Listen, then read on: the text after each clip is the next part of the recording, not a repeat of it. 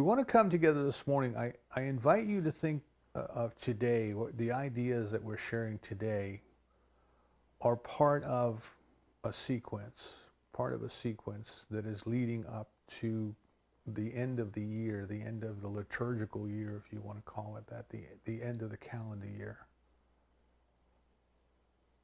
So, we start off every January and we ask ourselves, what is this thing called God? What do we believe about God? What do we know about God? What is it? How does it work? What does it do? How does it do it? And all questions like that. We want to go back and really see, well, have I grown in the last year? Have my ideas changed? I consider that where we are is we are in a process of the evolution of our souls, the evolution or the maturation of consciousness. That we are spiraling upward, little by little perhaps, sometimes in big leaps and bounds. Sometimes we, like chutes and ladders, we kind of slide backwards a little bit.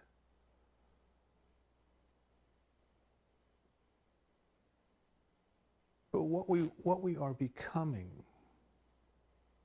is more aware by experience, not just by an intellectual knowing, but by experience.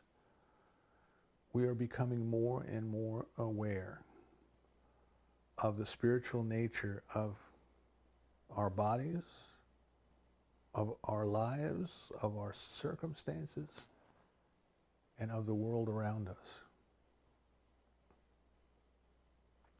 As we come to the kind of close, we come to the winter solstice, which is very, very dramatic in mythology. It's the longest night of the year, the winter solstice, the light that has provided life, that causes the crops to grow, that really the source of all life on this planet.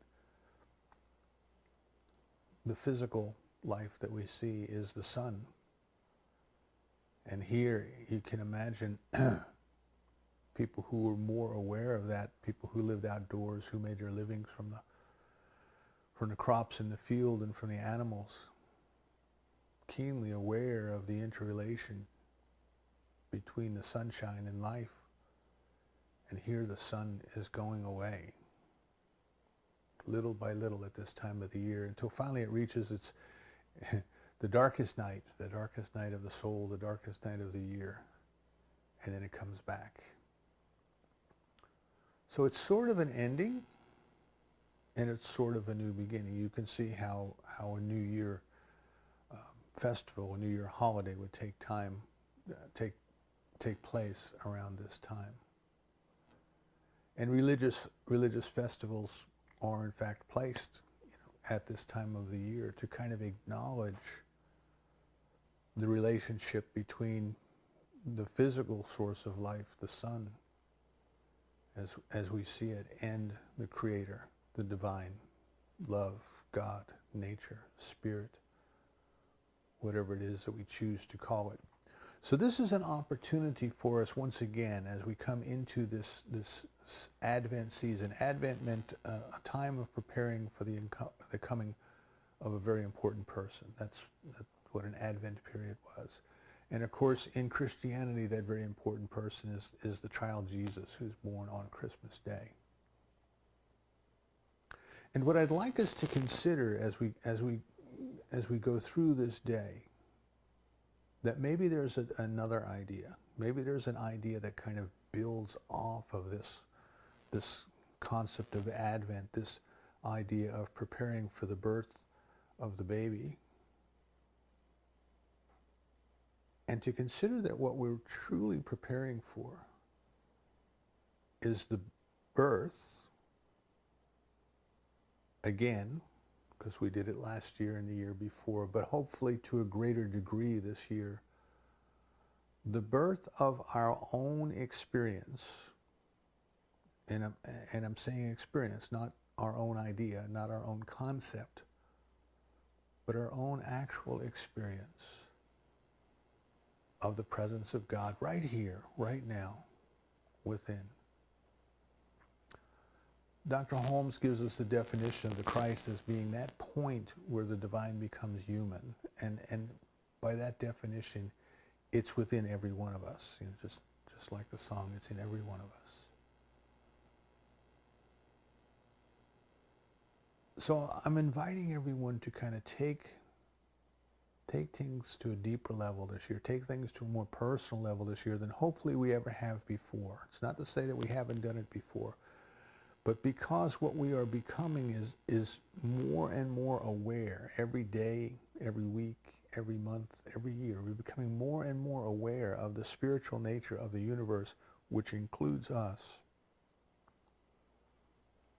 Then let's prepare ourselves this coming month. Let's prepare ourselves to go into a deeper experience. That which is beyond words, a deeper experience of the presence of the divine within. So we're going to be talking a little bit as we go through the month. We're going to be talking about mysticism. What is a mystic? A person who experiences the presence of the divine. We're all mystics to some degree.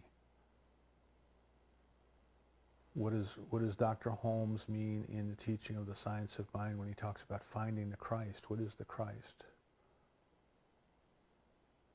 And more importantly, we're going to get into our personal discovery.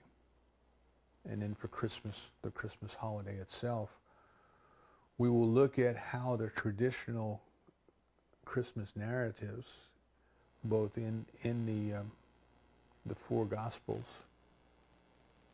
and in common tradition, how they are all kind of trying to tell us the same thing that we're going to be talking about, right? Which is to find this presence within, this divine within. Sometimes we have to take a step back. There's an old saying, the devil's in the details. And of course we don't believe in a person of the devil. But we can get ourselves tripped up. Right? In the old teachings, the meaning of Satan was that which takes us away from our purpose, that which deceives us, that which leads us away. And it wasn't necessarily a person as much as it was our own intellect, our own mind, our own ideas that kind of let us go here, there, and everywhere.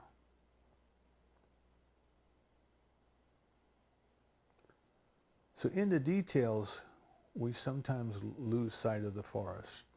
We're so into the trees that we can't see the forest. And sometimes I think when we are talking about ideas of religion, human beings get so caught up in the details that they lose an objective view of what is it that we're all really trying to do. What is it that religions are trying to do? If the adherents would actually adhere instead of just talk about. If they would actually practice instead of just read about. So you hear me talk about the levels of maturation of consciousness, and that unfolds here at the first level, which is where the human race is today, and it has been for thousands of years, and it probably will be for thousands of years. Everything is external. The power is external. The authority is external. The money is external. Everything is external.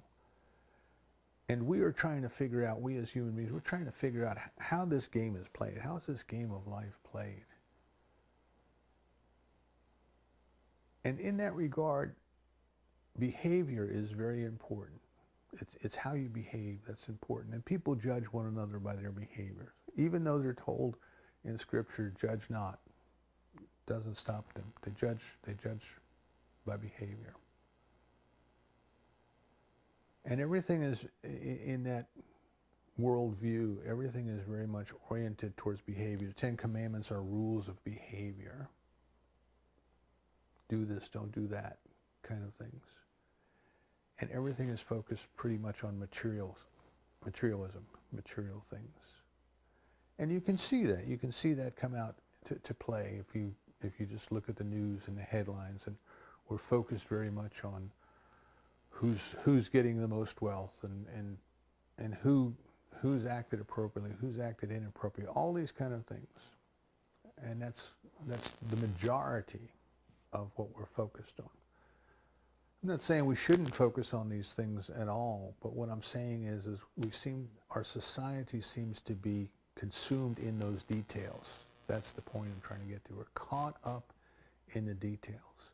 We can spend our entire lives looking at everybody else and judging everybody else and deciding what everybody else did that was or wasn't right. And we'd be stuck in the details. The intellect likes to analyze things and understand how they are different. But that's kind of the way that we evaluate things. If it's, well, it's not that, it's not that, it's not that, it must be this. You know, that's kind of the way we try to categorize and pigeonhole things. That's the way we learn, and that's the way we function in the world at level 1. We try to identify things and put them in with something that we've already known, we've already experienced. We try to categorize things in a similar fashion until later on something happens and we realize, oh, I put it in the wrong pigeonhole. It doesn't belong there. I need to move it someplace else. So when the intellect is involved in the religious experience, the intellect gets itself wrapped up in detail. And we can do this. We can hear people going on and on and on, arguing about one particular word and the way that this one particular word was translated at one particular time, and did it mean this or did it mean that, and go on and on and on. And I invite us to take a step back and say, why does it matter? Why does it matter? What is the big picture here? What is it that we are trying to get to? And I think we can see a pattern arising in different traditions, different schools of thought, different concepts. We can see a pattern arising that I would generalize, and I would say that what religions are trying to do is to lead us into a greater experience of our spiritual nature. Now, the details of what that spiritual nature is and what it means to experience it, and the details of how to get there may differ from time to time and place to place. But if we step back far enough and we look at the religious beliefs of different people, of different times, of different places, all over the world, some isolated completely, and islands in the South Pacific.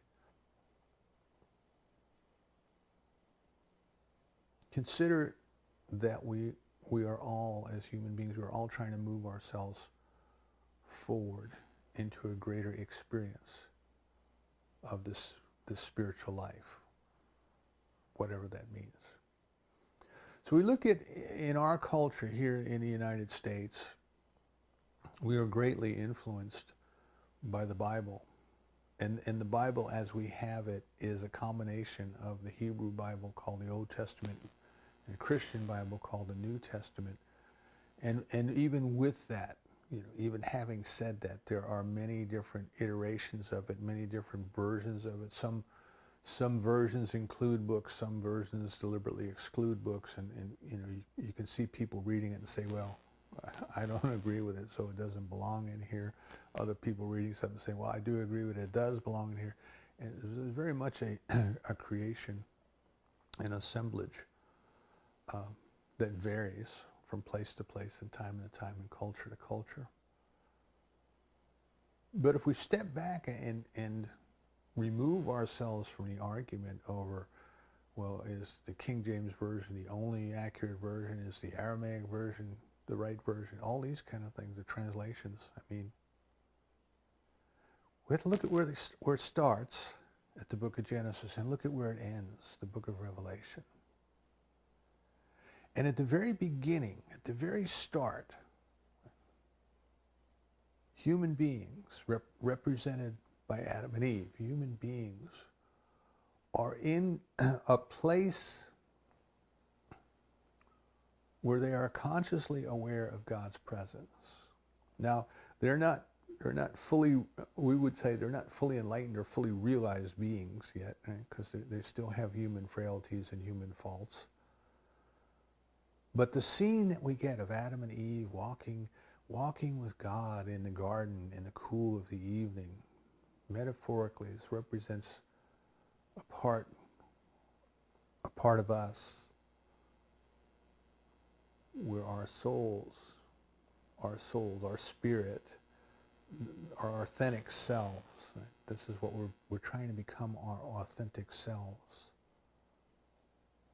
We're aware of the presence of God. It is real to us, you know. It is nearer than our hands and feet. It is closer than our breath.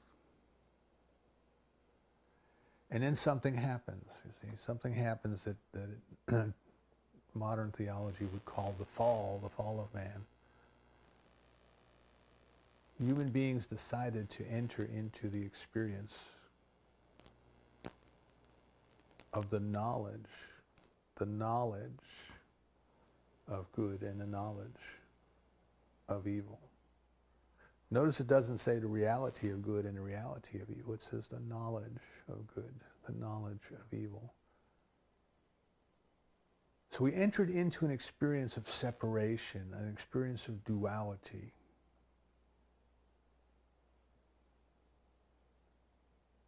We say intellectually that God is all that there is.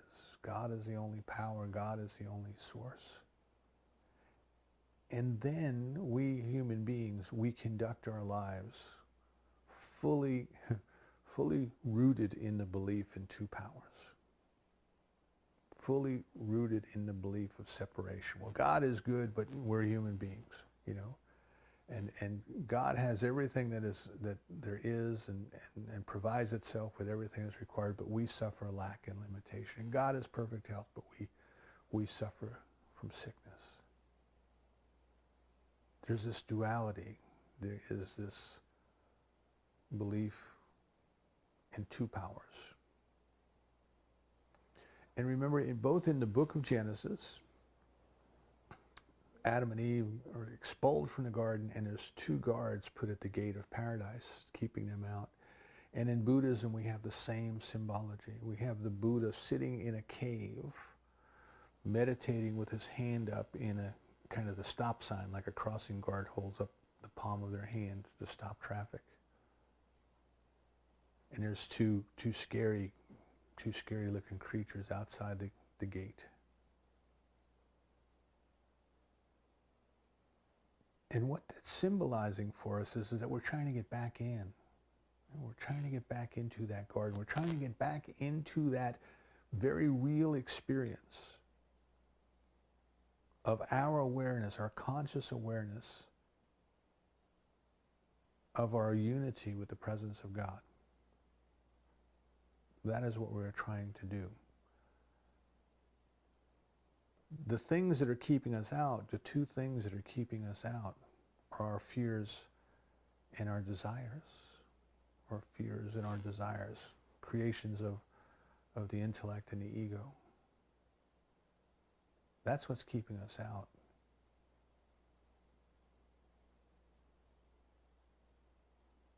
And our journey then, our journey is a journey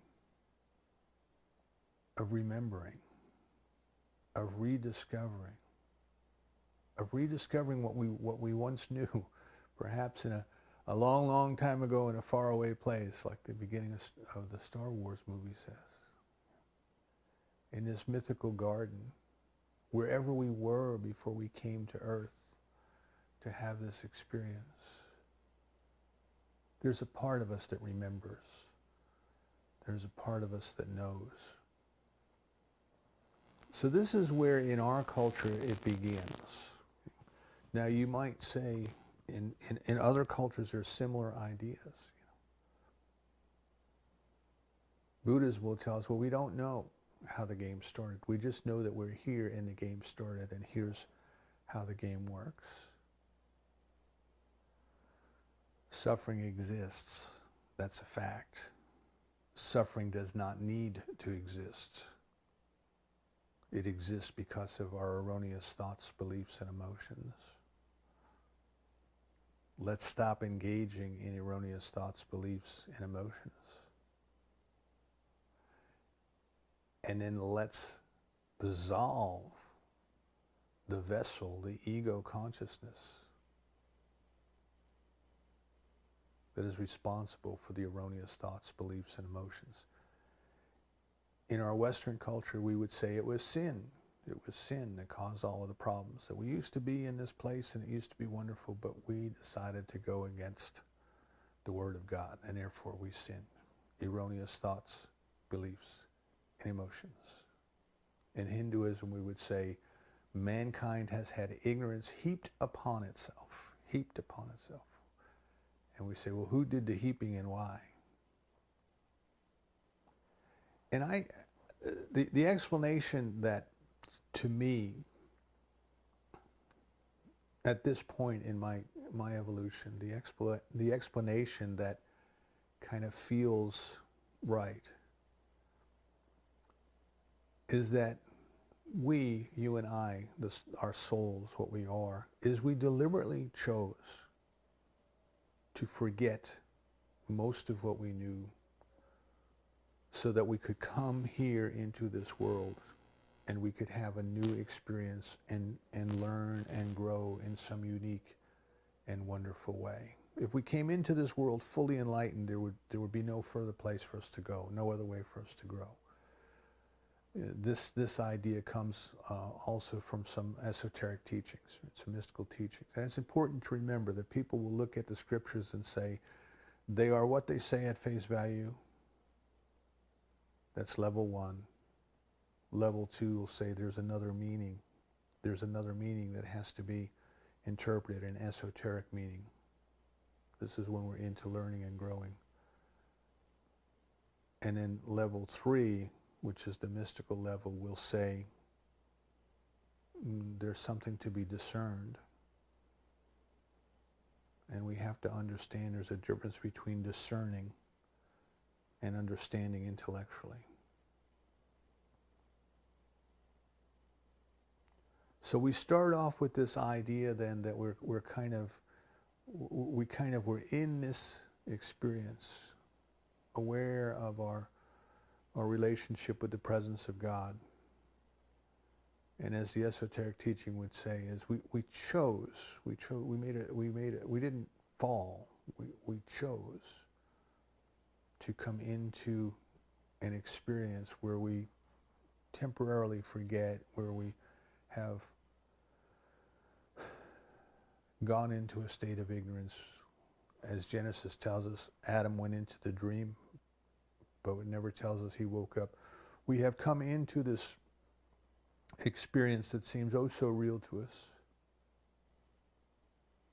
and we are slowly waking up from it. And in the process of slowly waking up from it, we are creating something new. We are creating something unique. We are creating an individualized expression of the divine. Where this journey ends in the context of the way the Bible is laid out, it ends at the revelation. The revelation of St. John, but it is the revelation of all of us. It is the experience of the presence of the divine within. That's what we're moving toward. That's what we are becoming. We are becoming aware of the presence of the divine within. So we have to ask ourselves, and if that's so, first of all, you have to say, well, do I believe that? And if that's so, if that's what we are becoming, then how do we get there? How do we complete the journey?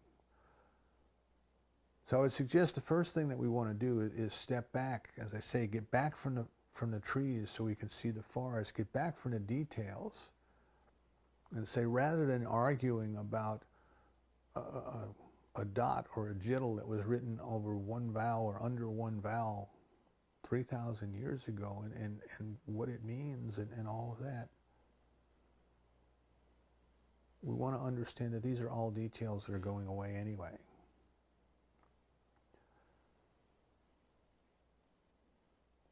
In Buddhism, we're given the concept of a raft. If you came up to a riverbank and you wanted to get to the other side, you might need to build a raft. So you would go and chop down some trees and get some vines, and you would lash the logs together, and you would make a raft, and you would pole across the river. The raft is only a vehicle to get you from where you were to where you wanted to go. Once you get to the other side, you wouldn't pick the raft up and carry it on your back and march inland and tell everybody, hey, look at my raft. Look at the way I lashed it together. Look at the way I cut the trees. My raft is the best raft. We would leave the raft on the shore. It served its purpose. So the teachings that we study and the practices that we engage in, they are the raft. They are the vehicle that helps us to go from this belief in separation, this belief in duality, to this experience of unity, this experience of oneness, this experience of God as being the only presence, the only power in the universe. And then the experience of the I, which is me, the ego I, dissolving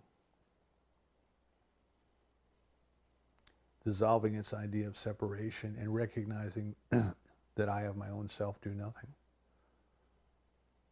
But it is the presence within me which does it. And I'm not just talking about the words, not just saying the words, I'm talking about the actual experience of that.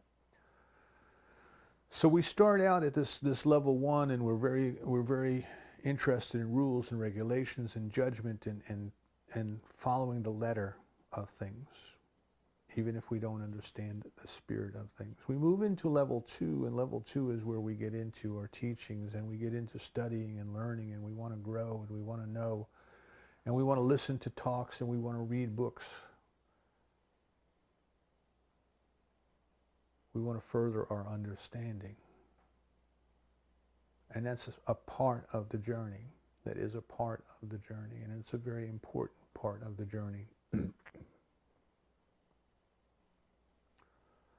Goldsmith says that's the beginning of the awakening, the beginning of our awakening. There's something within us that innately knows there's something else. There's something in us that remembers that experience of the garden. There's something in us that longs for that. As Augustine said, we couldn't even pray if God had not put the desire for prayer in our hearts. There's something within us that longs for this union. As Rumi puts it, as the moth longs to be reunited with the flame, even though flying into the flame completely disintegrates everything of the moth as the moth knew itself. It is insatiable. It has to go into that flame. And there is something like that within us that is compelling us, to rediscover that which we once knew, to rediscover that which our heart is telling us is there and our head is still trying to figure out.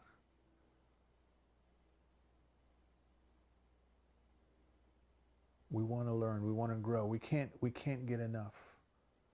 We can't get enough fresh ideas to help stimulate us on the way, help stimulate us, encourage us, inspire us, motivate us, move us forward, compel us to go forward. And then the day comes, and Dr. Holmes tells us this, then the day comes, and Joel Goldsmith says the same thing, the day comes when we're no longer trying to fix things. We're no longer trying to learn things. We just want to be at home with the beloved. That's all we want, is to be at home with the beloved. That's what we're preparing for. That's what we're moving toward. We're preparing for the awakening within our own consciousness, within us, but not through an intellectual knowing, through an experience, of the presence of the divine, the Christ within, the presence of God within humanity, the Christ within. As we start to awaken, as we start to grow, as we come into this awareness of the idea that there's a higher power in the universe, the human mind wants to figure out how to interact with that, how to cooperate with that, how to use that. Remember, at the first level of consciousness, everything is out there, and the only way that we can survive is to figure out how to get whoever or whatever has what we want, which is out there, and have them give it to us, bring it to us. You might consider that as a child, you're completely dependent upon the adults around you. You have to figure out how to get your mother to feed you or change you. Later on, if you need money or you want money for something, you have to figure out how to get an adult to give it to you. So our experience as children, very much emulates the growth of consciousness, the maturation of consciousness. And as we start to become aware of religious ideas, there's a God out there, there's a God in the universe somewhere, and there's a God that will help us if we pray right. The ideas are very much diluted with human consciousness, human ideas of separation. In other words, one God is different than the other. One God is better than the other. My God is better than your God, stronger, those kind of things. God has enemies, very much like people have enemies. God gives people permission to go kill their enemy and steal from them and carry their children off into slavery because God didn't like those people anyway. And you can see that at that level of growing, at that level of maturing, our details, the devil is in the details, our details, our ideas about what this thing called God, they are very much human ideas. God is very much like a human being sitting on a throne somewhere, writing down in a book who's good, who's bad, who's going to be rewarded, who's going to be punished. And it's kind of interesting when you look at this, our culture in this time of the year. That's exactly what Santa Claus is. Santa Claus has become kind of a figure here on earth of what people have been teaching and believing about God for hundreds, if not thousands of years.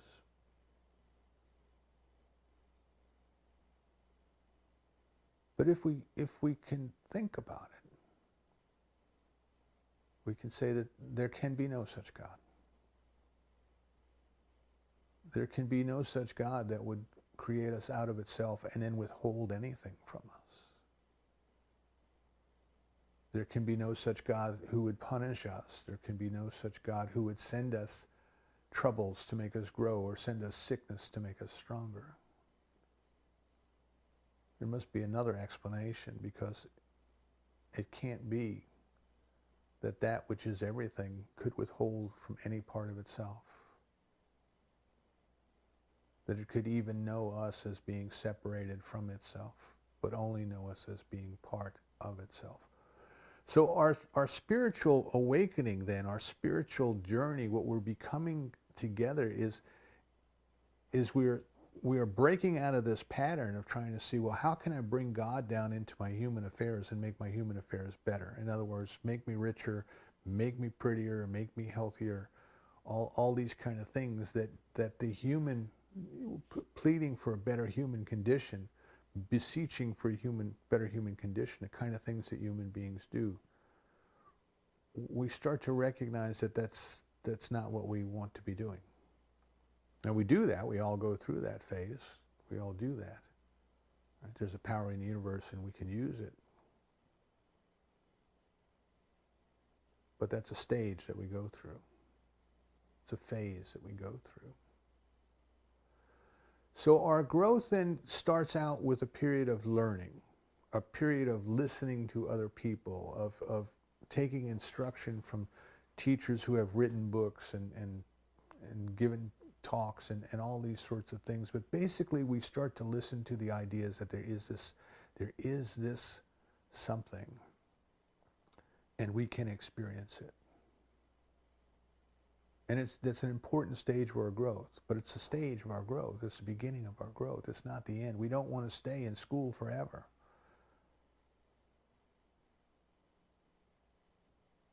At some point we need to have that experience for ourselves. And then what the mystics will tell us, what Dr. Holmes tells us, what Joel Goldsmith tells us, what others will tell us is that we have these glimpses. We have these glimpses. If we adhere to what we are learning, and more importantly, if we put into practice what we are learning, we have these glimpses for ourselves, the experience of the presence. And there comes a point in our growth, there comes a point in the evolution of our soul where the only one left who can teach us is the presence itself. And that's what we're moving towards. We're moving towards the birth of the awareness of that presence as a very real entity, a very real person within us. This is the idea of Christmas. This is the idea of the babe coming into our consciousness.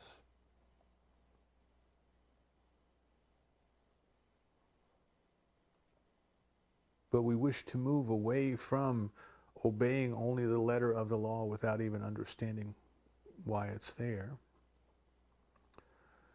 to our intellectual analysis and our learning and our growth, which brings us to a realization that God is not an intellectual problem that can be solved.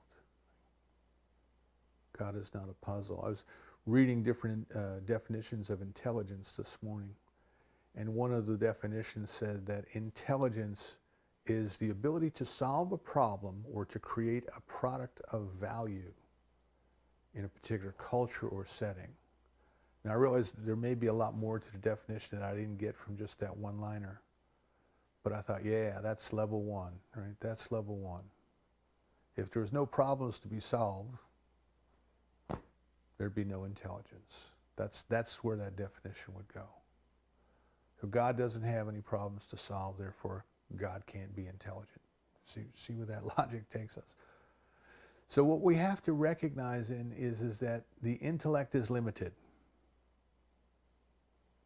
It can't. There's things that can only be experienced that the intellect can't know.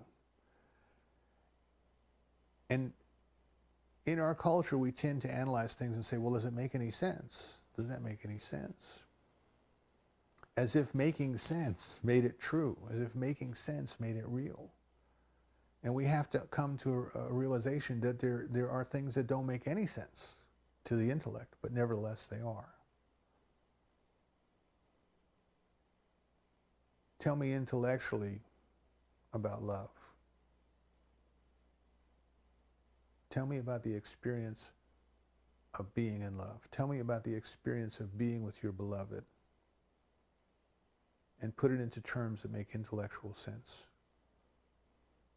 Grown-up people, adults,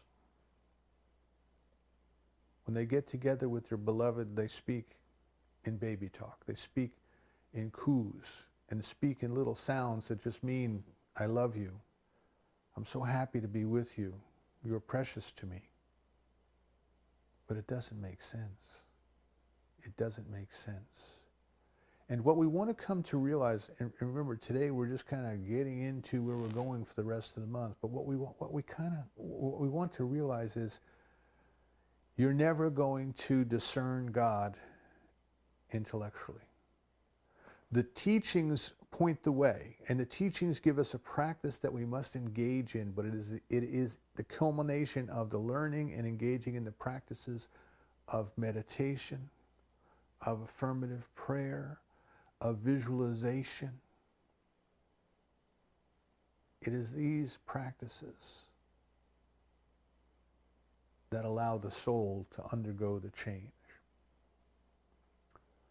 So what we are doing then, what we are becoming is we are becoming more and more aware of the fact every day that the world that we live in is not as it seems. It is a spiritual system. It is a spiritual universe. And we have to stop judging the world based on appearances, right? Very simple. We were all told that. Judge not by appearances, but judge by the righteous judgment. Judge not by appearances. Things are not what they seem to be. What this is a spiritual universe operating under spiritual law perfectly. We read about that, we study about that, and then we take time for practice. And the practice that we have been told is be still and know. Be still and know.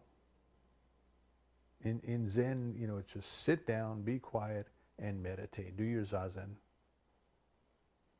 Be still and know.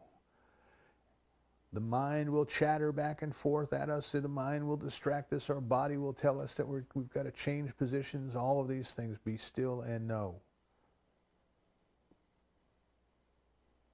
And over time, through our practice, we will have the glimmer of the experience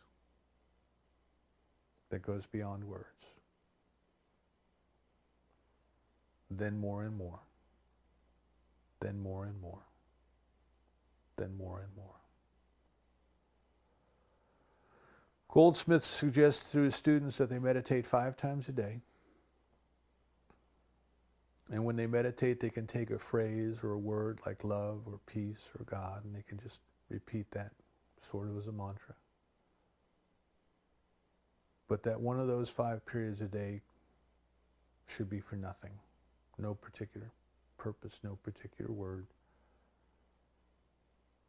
And he tells the students to just sit and be quiet and say, your servant listens. Your servant listens. Can we take time this week to make more time for our practice? Whatever our practice is. If we have no practice, can we take 5 minutes? If we've got 5, can we make 10? If we've got 10, can we make 20? And so on. On a daily basis, at least once a day, maybe twice, maybe more, maybe 5. But can we take time to just simply go to that place which is beyond the ideas of right doing and wrong doing? And meet Rumi there.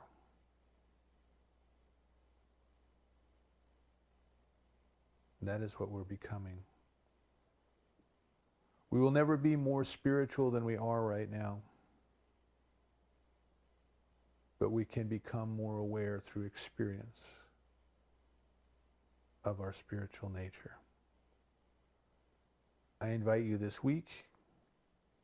I invite you this Advent season. I invite you for the rest of your life to dedicate yourselves to the purpose of experiencing the presence of the divine through your studies and through your practice until you meet the teacher within. And so it is.